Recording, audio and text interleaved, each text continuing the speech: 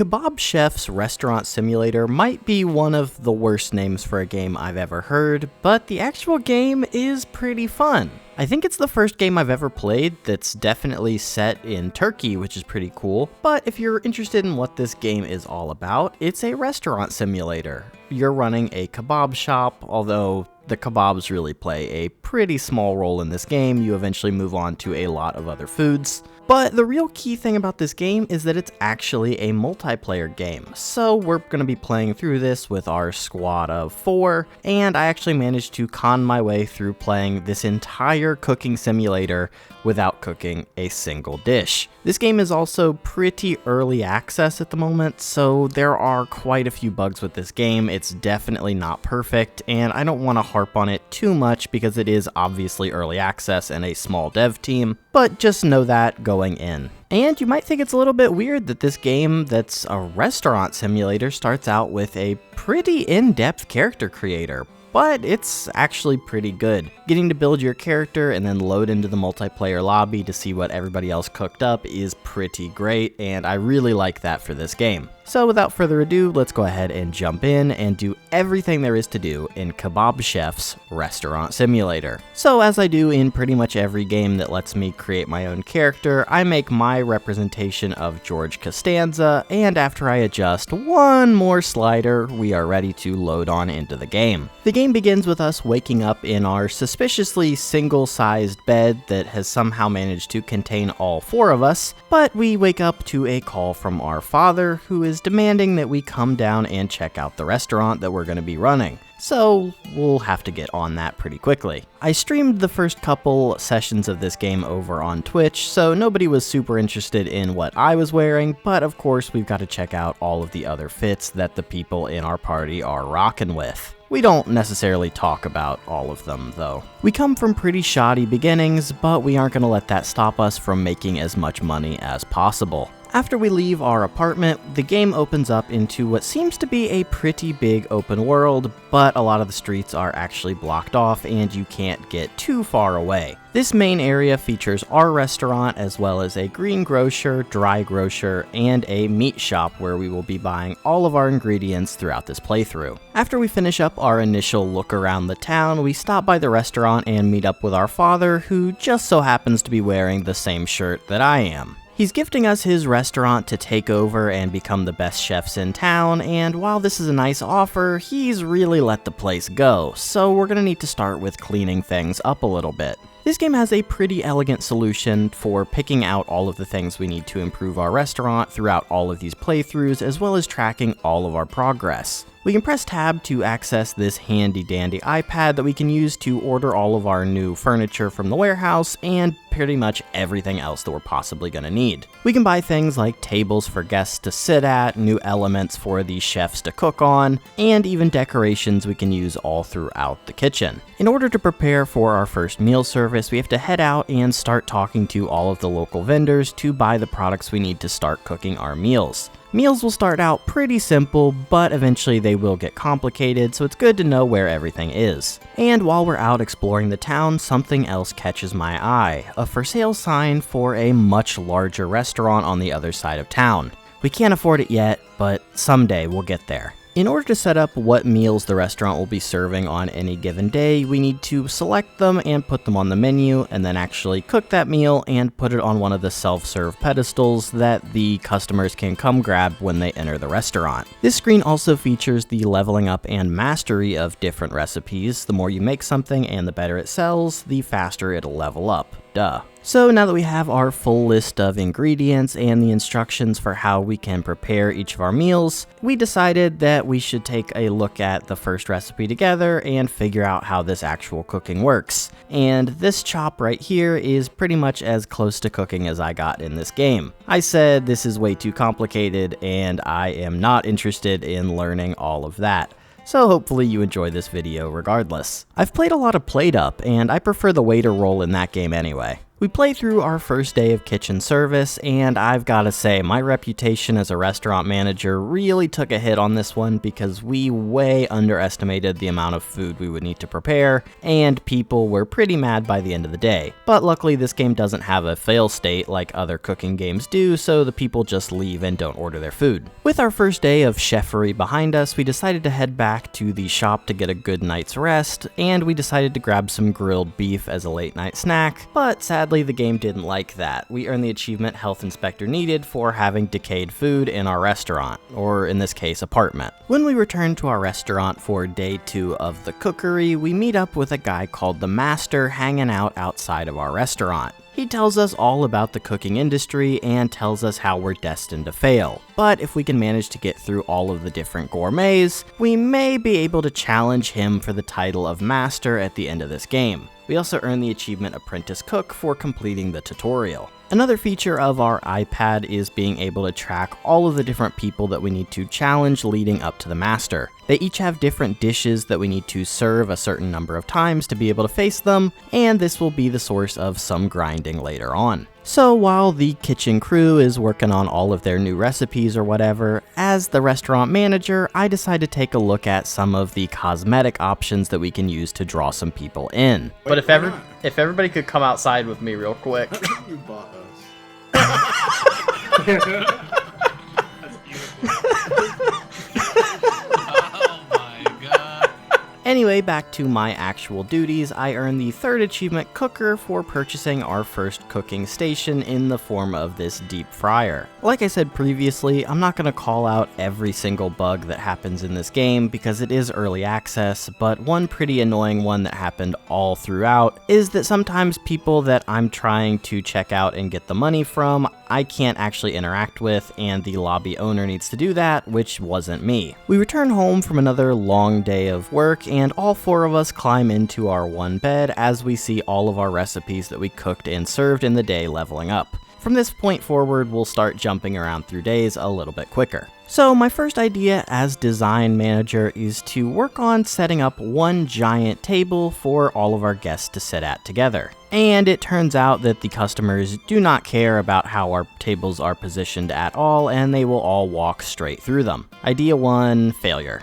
Ah well, we won't let that failure get to us too much because we just discovered that there's actually a bar we can come hang out at in the town as well. I decided to sit down at the blackjack table and lose a bunch of hands of blackjack, but at least I earned the achievement A Little Break for playing blackjack or darts. We also took a look at the darts minigame that leaves a little bit to be desired. If you take a look at the names on the dartboard, they're pretty much all the same name, and they're not in any specific order, so yeah, that's definitely pretty bugged as well. When we go to bed on day 3, we earn the achievement Customer Happiness for finally completing a day without losing a single customer. That would be them walking out at the end of the day because they didn't get served what they wanted. So that's a little bit of progress at least. On the next day, we finally completed all of the prerequisites required for inviting the first gourmet over to our restaurant.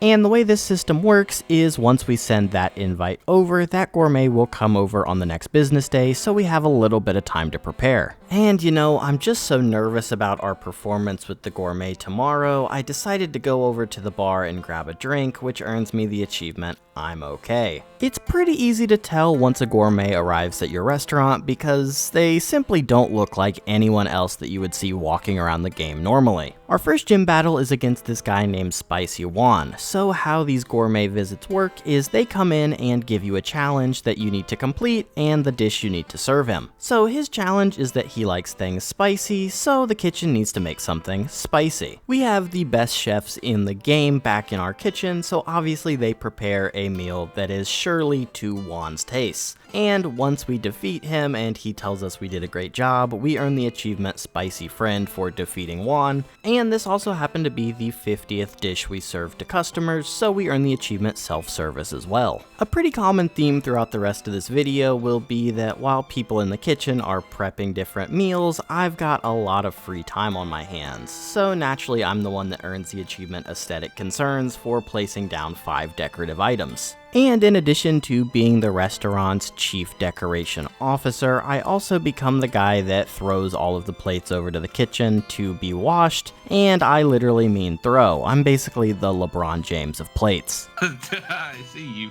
you found the joys of peeping from the bushes as well.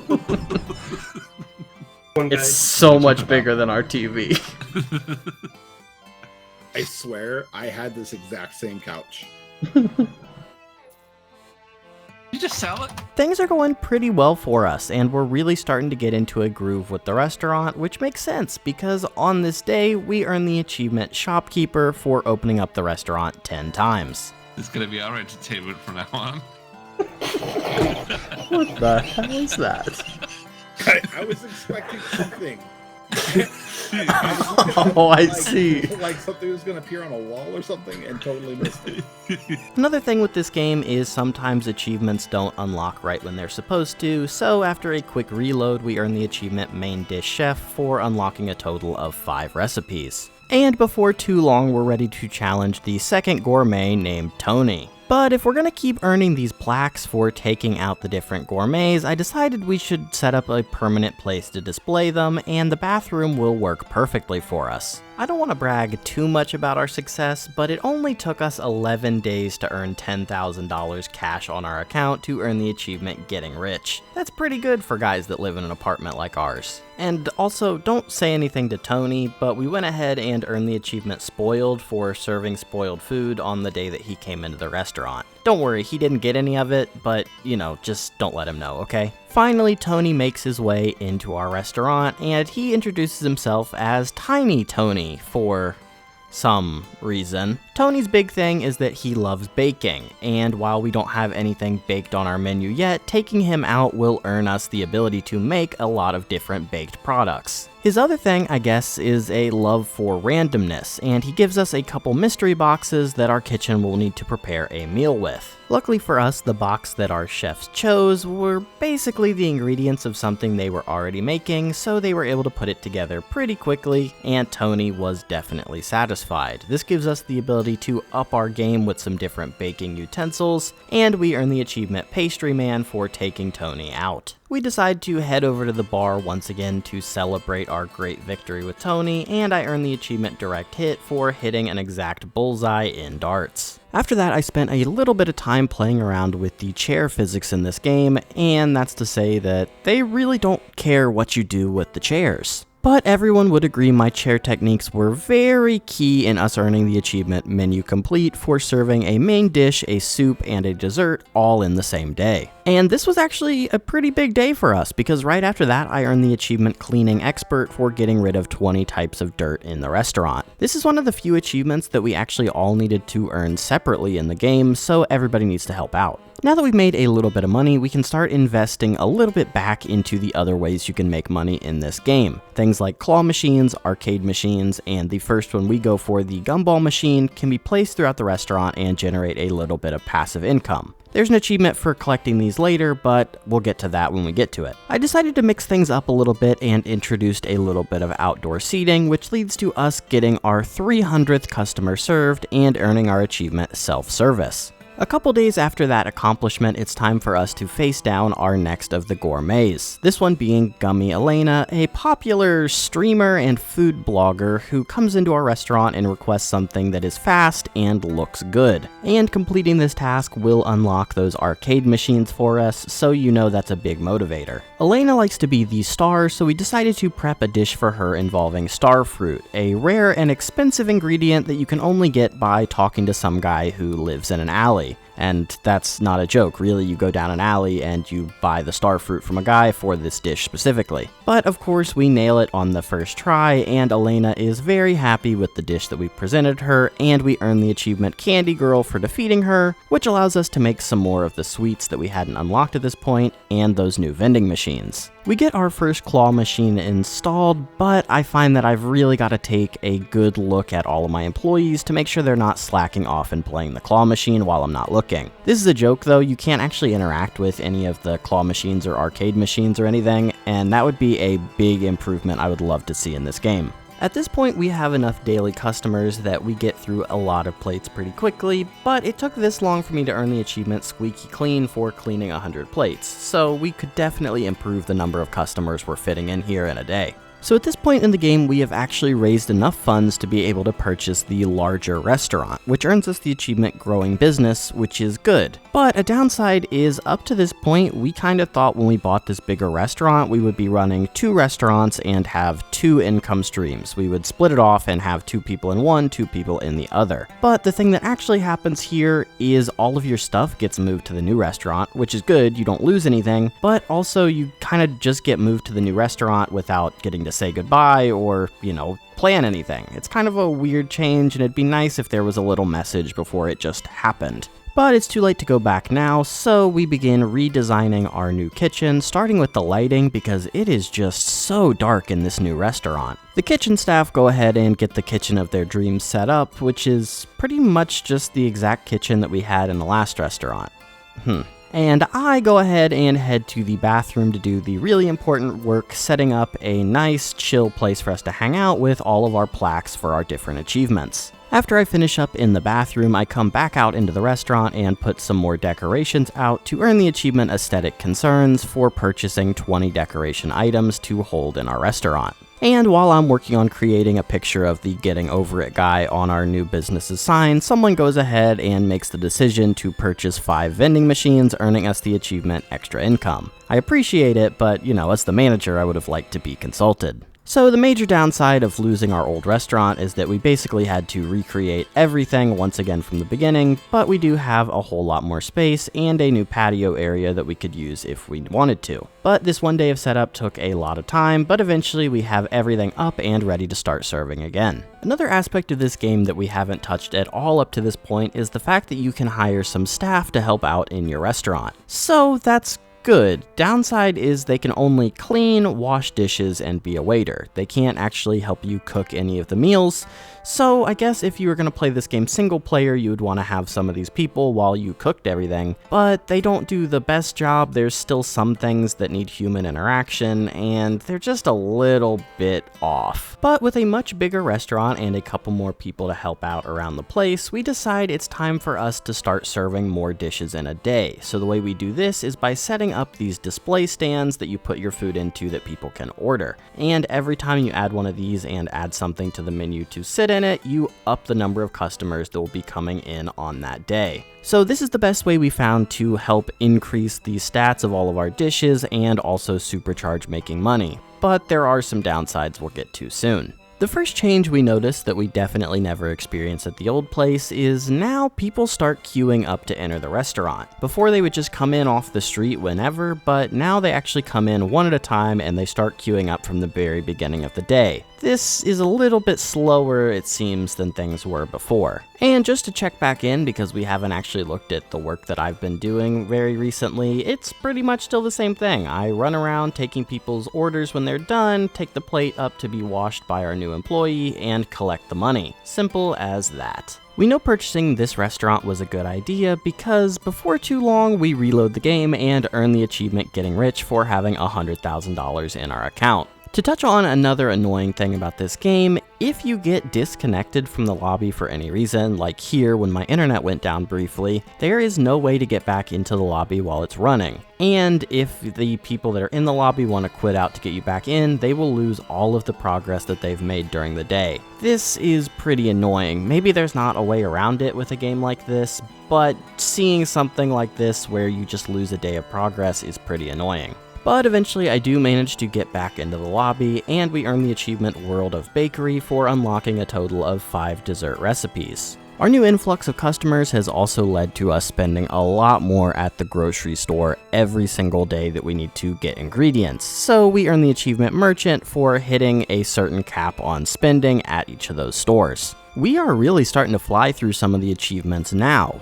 On the next day, we earn the achievement Desserts Menu of the Day for serving 5 different desserts in a single day. We're also going to have to do this for soup later on, but that's quite a bit down the line from here. And well, our conversion to a bakery must be going pretty well because we earned the next self-service achievement for serving a total of 750 dishes to customers on the same day. And another update on our kitchen, we're at the point where we're making so much money that we're basically upgrading everything to the best version of it just for the sake of having it. We're replacing all of the old appliances with brand new. When I said previously that the staff you can hire can't do every single job without human intervention, this is part of it. They can't actually unload the dishwasher, so you need to manually move the plates back over to the plate cabinet. Really weird. The money is really starting to pour in at this point. We had $100,000 at cash just a couple days ago, but now we've already hit $500,000. It'll slow down from here for other reasons soon, but it's a cool milestone to hit. With our newly found income, I decided to create kind of a drink garden type area in our little outdoor area that we aren't going to be using really at all throughout this game. Drinks are kinda weird in this game. Customers will walk in and automatically grab one with their plate of food. They don't actually need to walk to the machine that's dispensing it. So hiding them out here is a pretty good way we can make some extra income because every drink that we sell does give us another little cut back. The dessert business we've been running has been making a lot of money for us. People really love our heart-shaped cookies we've been making, so we decide to mix things up a little bit and add a secondary little bakery station in addition to our main restaurant floor. It's kind of unnecessary to add a whole new area, but it was just easier to separate the regular food cooking from the bakery cooking, and we can have them displayed and being sold out of different parts of the restaurant. This did actually help our sales overall, so can't complain about it. So now I think is a good time to talk about just how kind of grindy the game gets in the late game here. The things that we have left to do are finish out the remaining gourmets, unlock all of the recipes, which involves us defeating those gourmets and then leveling up our general restaurant level, and basically just cleaning up some of the other miscellaneous things that will come naturally via doing those things like collecting the certain amounts of money and things like that. So obviously we have quite a bit of grind left ahead of us, but at this point of the game things get a little bit boring. Obviously I chose not to work in the kitchen, and maybe that was a bad choice, but that ends with me basically sitting around the restaurant doing nothing all day while people prep, and then when the day starts we can actually start working on collecting money. But that's where the next problem comes. We've got so many people coming into our restaurant now that they trickle in one by one, and we only really ever have like 3 to 5 people in the restaurant at a time, which is crazy considering we've got 100 people coming on the day. The end result of this is that every day takes a really long time. They don't make it so that more customers come in quicker during the day and you just have to prep things more and faster. They make it so that the day stretches out longer depending on the number of people that come in. This is really disappointing because it means our days are taking like 40 minutes each at this point, and we're not really doing anything because there's so few people coming in at any given time. This also leads to the end of the day hitting and a big rush of people come in, and we don't have the food ready because we have no idea how many more people are coming. This whole part of the game could really use a rework. Despite how agonizingly slow the game has gotten at this point, we are going to finish this out, and our first stepping block to do that is to take out the next gourmet, this guy named Anton. For him, the most important thing about food is the shape of it, so he specifically wants a square plate with round food on it. So that seems pretty easy to do, even for not a cook like me. Oh no, he's alerted like a guy out of Metal Gear Solid. So anyway, we fulfill Anton's weird request of a burger with jelly on it, and he absolutely laps that up, earning us the achievement Bonjour Monsieur, and we get to move on to the next gourmet. Another misunderstanding about this game that we had is we thought for the Cooking Master achievement we would need to unlock mastery on every single recipe, but you actually only need to earn it on a couple of them, and that's when we earn it here. So obviously up to this point I've cut out a lot of footage between different days on things that weren't super exciting going on, but at this point this is definitely the longest grind we have to do.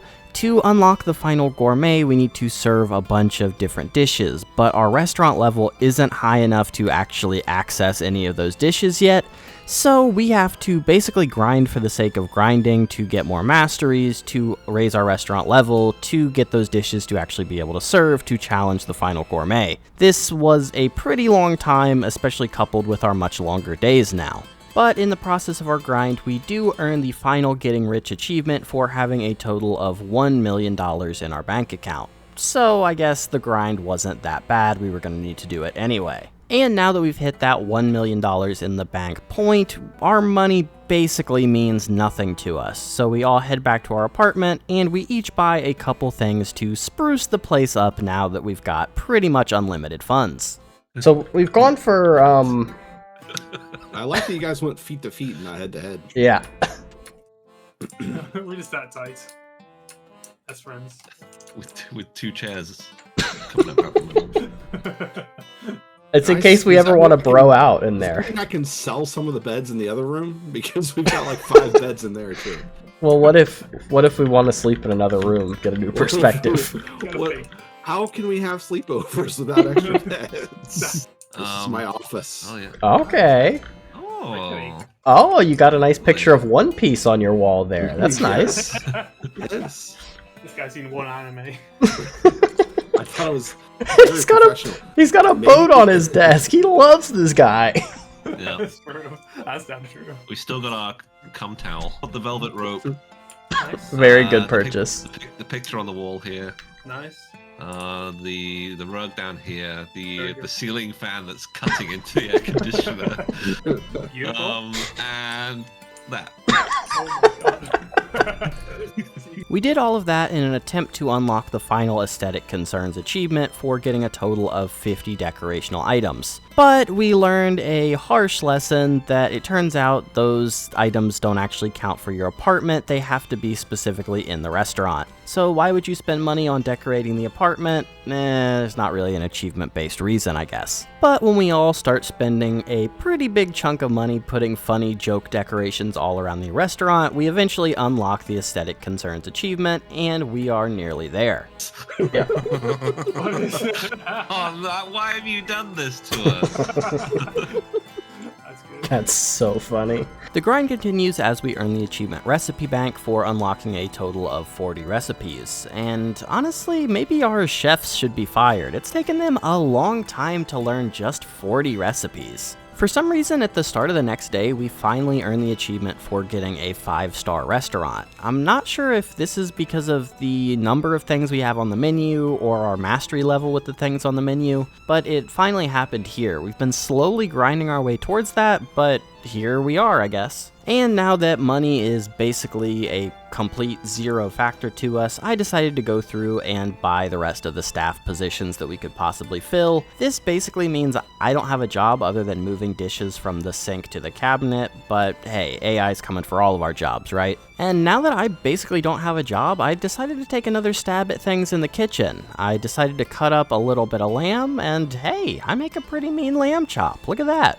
At this point, we've pretty much skipped through the majority of the grind. There's just a couple things that we need to finish up, and then we can call this game quits. The first and weirdest thing we need to do is finally unlock 5 soup recipes, which earns us the achievement Soup's Chef. It's really weird that soup is like the last thing that you can unlock in this game. At this point, we are in position to finish up the game, so our first choice is to finish out the remaining recipes we need to serve to face off against the final gourmet, and as a part of that, we finally earn the achievement Self-Service for serving a total of 2,000 meals to our customers. And at this point, we are in final showdown territory. We prepare our final menu to have just 5 soups on it, which will knock 1 achievement out, and the final gourmet Abby will be coming in today, so we can have our final showdown with her as well. At this point, basically the only thing I know about this gourmet named Abby is that she's vegan, so I decided to go around and set the scene a little bit and maybe make things a little bit more comfortable for her. I don't know, vegans like trees and stuff, right? When the final day begins, we click the open sign one last time and earn the achievement Soups Menu of the Day for serving 5 different kinds of soups. This will probably come to a shock to our regulars who think this place is just like a bakery, So the time has come. Abby comes into our restaurant and she gives us our final gourmet challenge. Being that she's a vegan, she's pretty strict about animal products, and we need to prepare a dish that has absolutely no animal products and also utilizes the special ingredient she brought in, a pineapple. And here's some footage of the one-of-one rare NFT pineapple that I took while it was in the fridge. Now, we're not normally a vegan restaurant, so it takes our chefs a little bit of time to come up with something that they can prepare, so we try to distract Abby with our best conversationalist in the restaurant. Eventually, the dish is prepared, and we bring Abby the nice pineapple and star fruit skewer of her dreams. I kind of want to lodge a complaint at the game at this point. The gourmets ask us specifically to make different meals that aren't on our menu, but that's not a thing you can do in the regular game. You can't just put whatever on your menu and people will take it, so it's kind of weird that that's what they expect you to do for the bosses of the game.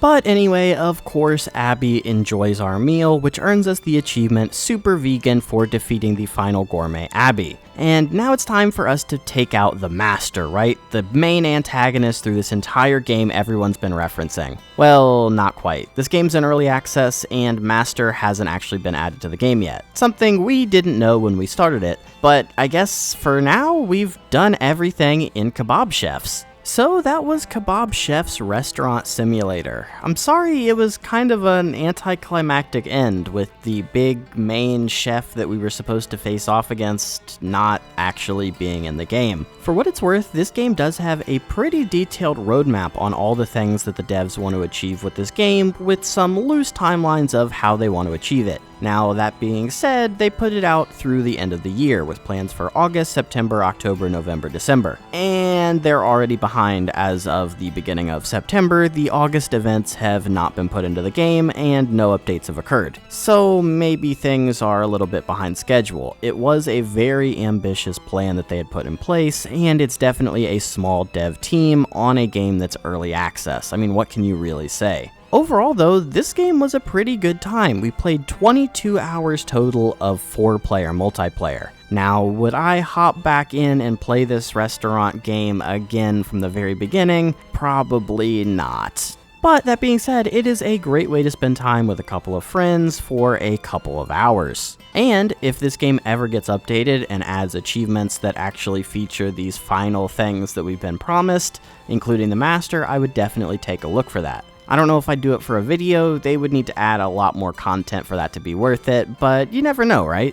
Overall, this game was definitely a lot of fun, and there is a lot of promise to be had here. A couple of things I mentioned throughout the video. Obviously, I would love for you to actually be able to play the crane game or the arcade games that you can put in your restaurant, and just adding more things for the players to do. Obviously, it's a restaurant simulator, and there probably shouldn't be a way to completely automate out the cooking unless you're going for the plate-up approach, but things did get a little bit boring for the guy that wasn't doing any cooking, though again, it's hard to place blame on the game when they probably didn't expect me to do that. Overall, I definitely enjoyed this game and would have no problem hopping back into it if more content gets added. Though I wouldn't want to restart from the beginning, I would probably want to hop back into the world that we already started. But that being said, let me know your thoughts in the comments down below. Always love to read every comment people have about the games that I play, and if you have any other suggestions for things you'd like to see me check out, please leave those down there as well. I hope you enjoyed, and I hope to see you next time. See you!